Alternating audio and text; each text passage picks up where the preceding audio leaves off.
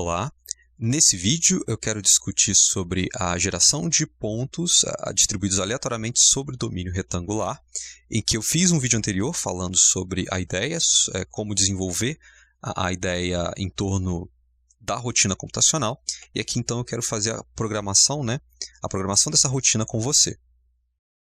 Então eu vou começar aqui definindo, gera n pontos aleatoriamente distribuídos sobre domínio retangular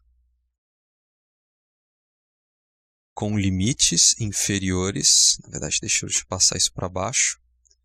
Assim.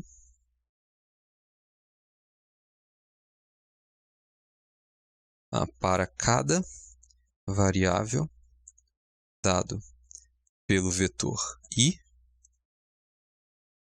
e os limites superiores dados pelo vetor s. E então eu vou definir assim, def eu vou chamar de gera pontos aleatórios Pode ser assim, que aí a gente gera pontos aleatórios num domínio retangular. E a gente precisa dizer o seguinte, quantos pontos a gente quer? Eu vou chamar aqui de n grande. Precisa passar um vetor com os limites inferiores para cada variável e um vetor com os limites superiores para cada uma das variáveis. E, aliás, aqui, eu precisava nem ter colocado esse underline aqui. Acho que eu vou tirar aqui no S também. Bom, então eu vou fazer o seguinte, a dimensão do problema está implícita no I ou no S, porque se o I informar 4 valores, tiver 4 valores sobre os limites inferiores de cada uma das componentes, de cada uma das variáveis, então você tem um problema de dimensão 4. Então, vou colocar aqui dim é igual ao tamanho de I. E lembrando que aqui eu estou partindo do pressuposto que a pessoa está usando corretamente o I e o S. Se você acha interessante, pode ser muito, muito interessante colocar e checar se as dimensões do I e do S estão batendo, porque se não estiver batendo, se o I tiver dimensão 4 e o S dimensão 5, provavelmente tem algum problema no código que utilizou essa função. Então aqui eu estou passando por cima de todo tipo de teste de erro desse tipo e simplesmente programando de maneira objetiva. Dito isto, então, eu quero com essa rotina, com essa função, gerar n pontos aleatoriamente distribuídos dentro do domínio definido por I e por S. É isso que eu quero fazer. Então aqui, quando esse programa for executado, o que vai acontecer é que eu vou gerar uma matriz de saída. E aqui eu vou adotar o padrão em que cada linha dessa matriz é um vetor. Então, dentro da ideia do Python, a gente tem uma lista de listas em que cada lista vai ser um vetor. Eu vou adotar esse padrão por conta do Python. Você pode adotar um padrão diferente, colocar cada vetor sendo uma coluna da matriz também. Tudo depende de como você deseja trabalhar posteriormente esses dados que foram gerados. Então, eu vou escrever aqui pontos, que vai ser esses pontos gerados.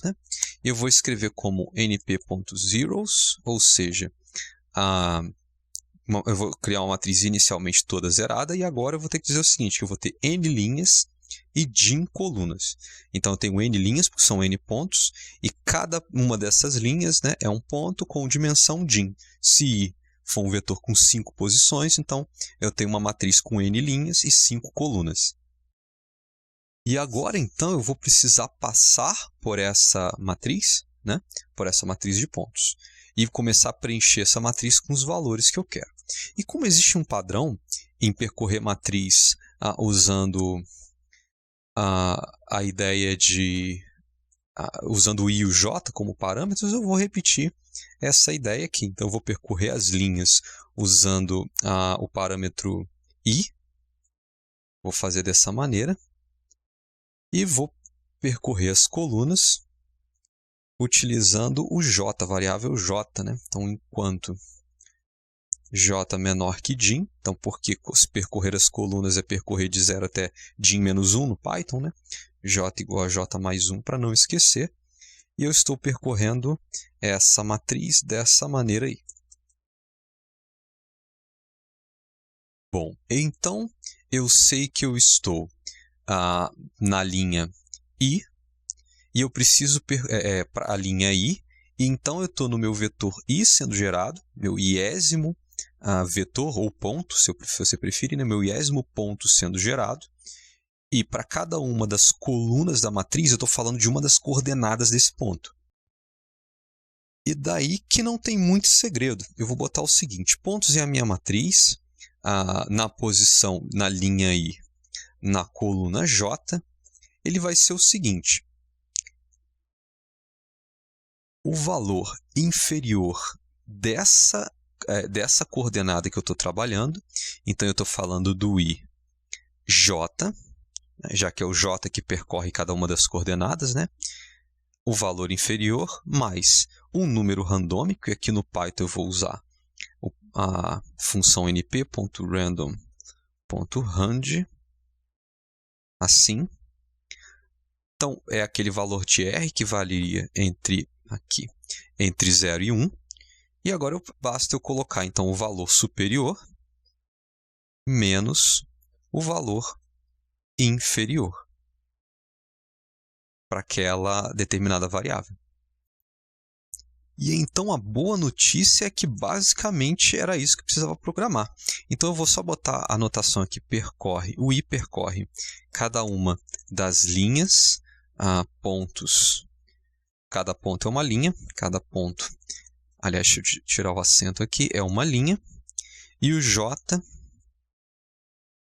percorre as colunas. Cada coluna é uma variável. E agora a única coisa que falta mesmo é retornar essa matriz pontos. Então, cada linha de pontos é um ponto, né? Cada linha dessa matriz de pontos é um ponto, e cada coluna vai ser uma determinada coordenada desses pontos. E então eu vou rodar esse arquivo. Ok, não deu nenhum problema. Então eu vou testar isso aqui. Eu vou pedir para imprimir para a gente ver o resultado. E aí, quantos pontos eu quero? Eu vou colocar só 10 para ficar fácil de verificar aqui nesse próprio console do Python. E daí vamos supor que eu quero pontos entre menos 1, menos 1, menos 1.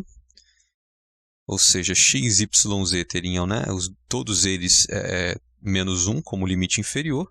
E o limite superior do x vai ser 5, do y vai ser 10 e do z vai ser 20. Vamos colocar dessa maneira.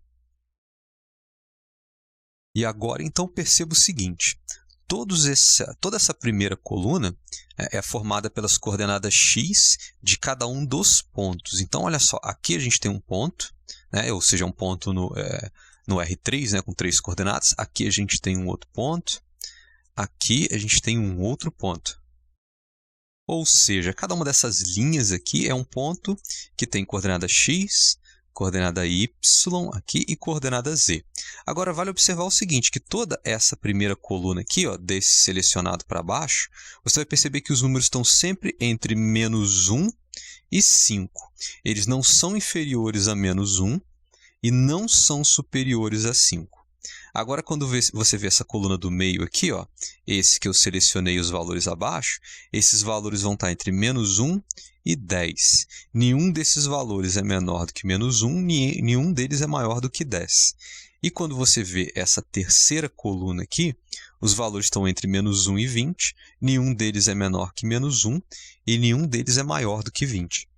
Agora eu vou rodar aqui mais uma vez só para limpar essa área aí do console. E eu vou fazer o seguinte, eu vou repetir, só que eu vou colocar valores bem diferentes. Aqui eu vou botar de menos 10 no x a menos 5. No y eu vou botar de 0 a 5, pode ser.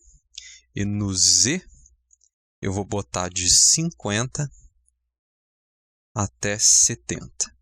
Vou manter 10 pontos também, porque é fácil de verificar. Então veja que aqui, nesse que eu selecionei, nessa primeira coluna, todos os valores eles estão entre menos 10 e menos 5. Então, você não vai ter nem um menos 11, nem um menos 4 aqui. Então, entre menos 10 e menos 5. Quando você olha para essa coluna do meio e todos os valores abaixo, eles estão entre 0 e 5. Nenhum deles maior do que 5, nenhum deles menor do que 0. E, por fim, essa terceira coluna, né, desse que eu selecionei para baixo, todos eles vão estar entre 50 e 70. E basicamente é isso. A rotina está funcionando muito bem.